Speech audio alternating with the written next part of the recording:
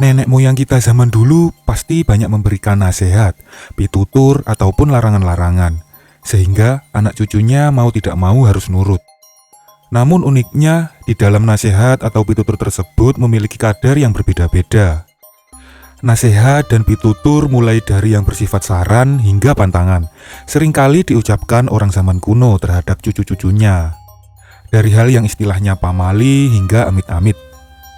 Mulai dari yang memiliki kadar biasa, misalnya bisa menyebabkan rasa malu, hingga yang berujung bisa membuat hidupnya sengsara.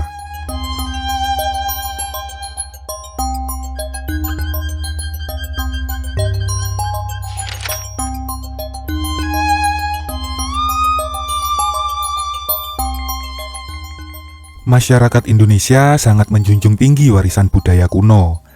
Tradisi atau budaya Jawa khususnya hingga saat ini masih kental dan masih dilaksanakan guna untuk menghormati leluhur-leluhur terdahulu.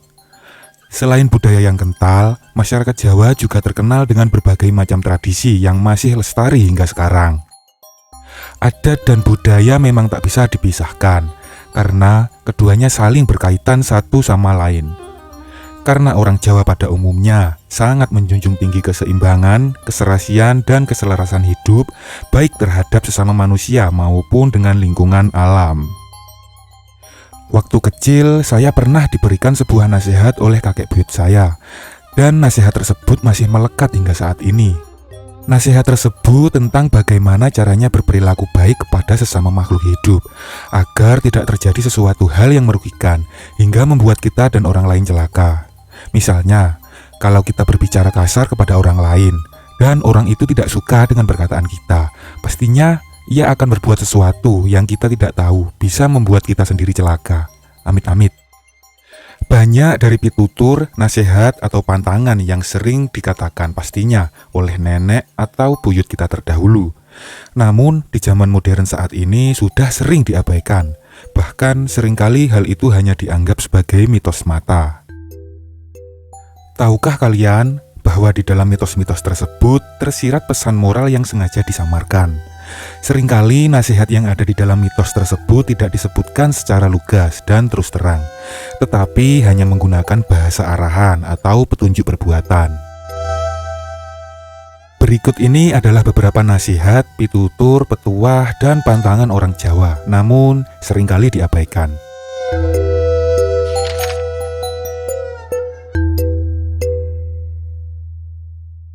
Sebenarnya, pantangan Jawa ini mengajarkan anak-anak untuk tidak membuang-buang makanan. Misalnya, anak kecil waktu makan selalu berantakan, hingga berceceran kemana-mana. Lalu, ada yang mengambil porsi makanan yang banyak. Setelah itu, tidak habis karena telah kekenyangan duluan. Dari hal tersebut, pasti orang tua ingin agar anaknya bisa berubah. Lalu, muncullah nasihat dari orang tua dengan perkataan, "Jika makananmu tidak kamu habiskan, nanti ayam yang kamu pelihara akan mati." Seringkali saya mendengar nasihat itu dari mbah-mbah terdahulu ketika saya hendak makan. Pernah suatu saat saya sampai ketakutan karena waktu kecil saya memang suka memelihara ayam dan takut jika ayam-ayam yang saya pelihara akan mati karena saya tidak menghabiskan makanan tersebut. Seiring berjalannya waktu, saya mulai sadar akan maksud dari hal tersebut.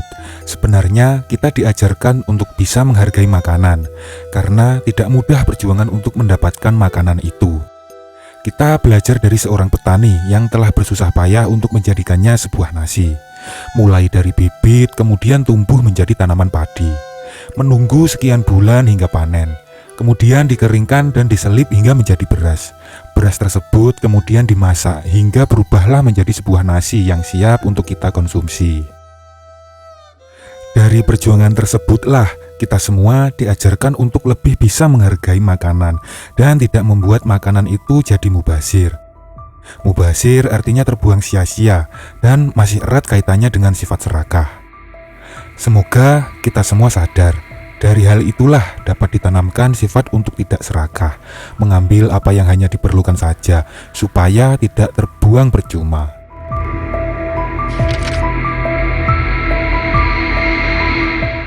Hanya dengan mendengarkan secara sekilas, dapat diketahui pasti bahwa pantangan Jawa ini hanya bersifat kiasan.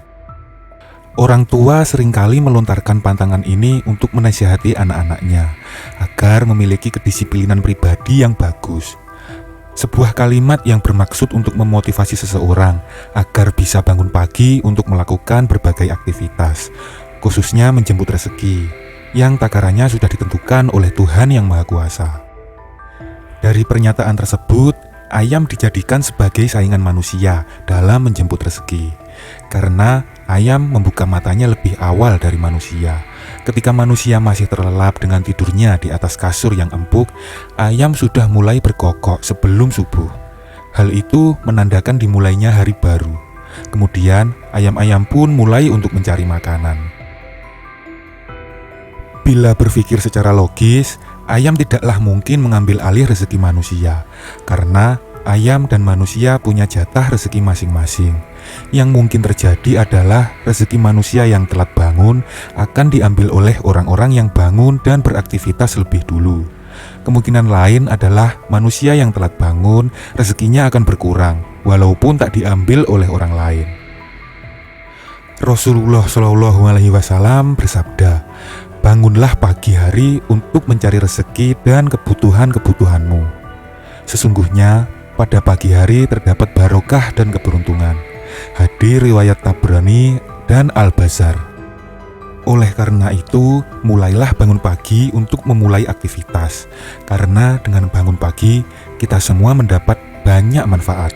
Fisik kita jadi lebih sehat dan jadi lebih semangat dalam memulai kegiatan baru.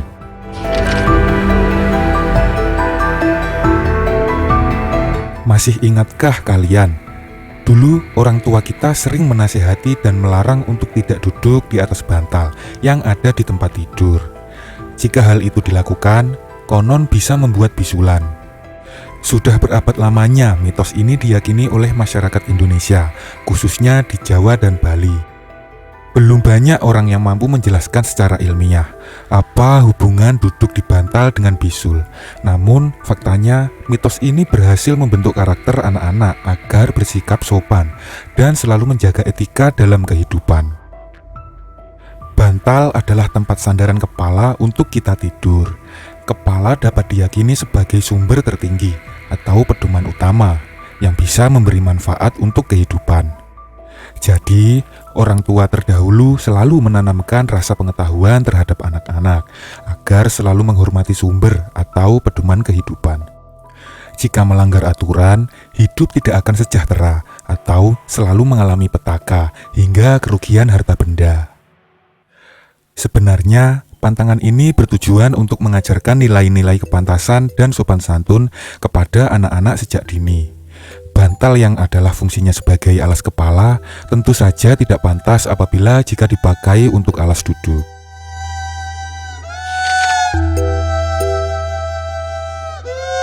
Tentu saja hal ini hanyalah sebuah mitos belaka.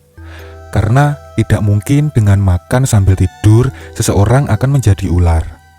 Ular adalah hewan melata yang bisa membahayakan manusia karena bisanya. Dan anak-anak zaman dahulu cenderung takut dengan hewan yang satu ini. Ada yang takut karena takut digigit, dan ada yang geli karena melihat hewan ini melata.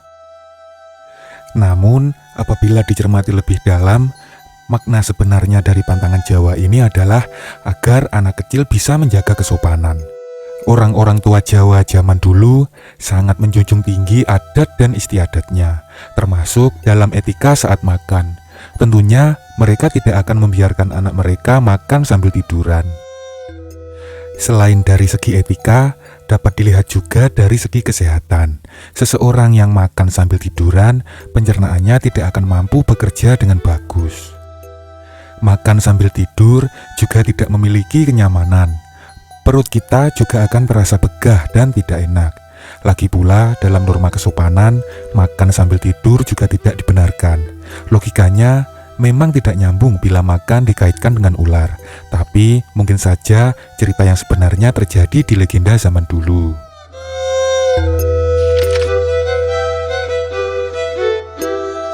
Orang dahulu melarang anak-anaknya untuk makan brutu atau pantat ayam. Mereka mengatakan bahwa nanti akan menjadi seorang yang pelupa dan bodoh. Pantangan Jawa ini sebenarnya mengajarkan kita, terutama anak-anak, untuk bisa hidup sehat. Larangan untuk makan pantat ayam, terutama bagi anak-anak, erat kaitannya dengan bahaya lemak jahat. Jadi, bagian pantat dan kulit ayam mengandung banyak sekali lemak dan kolesterol. Sebenarnya, lemak itu terkadang sangat dibutuhkan untuk diri kita. Namun, jika kita makan secara berlebihan, akan menjadi hal buruk. Lemak berlebihan yang menumpang di dalam tubuh dan dalam jangka waktu yang lama akan bisa mengakibatkan gangguan penyumbatan aliran darah. Akhirnya, saat tua sangat berisiko menderita penyakit stroke.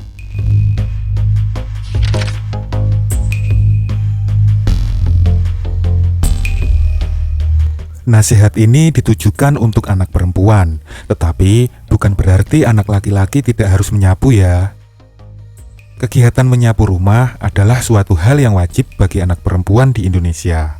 Namun terkadang ada juga yang menyapu dengan cara tergesa-gesa, sehingga membuatnya kurang bersih. Mungkin karena itulah sehingga para ibu mengatakan kalau menyapu tidak bersih nanti dapat suami yang berewokan. Jika diperhatikan, memang tidak ada hubungannya antara menyapu tidak bersih dengan suami yang berewokan. Namun, orang tua zaman dulu menganggap bahwa pria yang berewokan identik dengan gambaran seorang pria yang jahat. Karena pria yang tidak pernah memperhatikan untuk mencukur brewoknya hingga kumis dan rambut jenggotnya memanjang sangat ditakuti oleh anak kecil zaman dulu.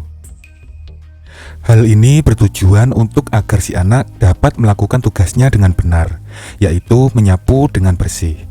Mendidik anak perempuan agar memiliki tanggung jawab yang baik sebagai wanita. Makanya mereka dididik dari kecil agar ketika ia sudah berumah tangga, ia mampu merawat suami dan anaknya dengan kasih sayang seorang ibu yang sesungguhnya.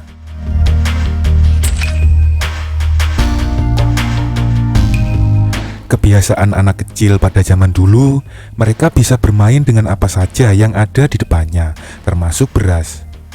Wajarnya anak kecil, terkadang setelah mereka bermain dengan mainan apapun, tentu saja hal itu membuat tangannya kotor.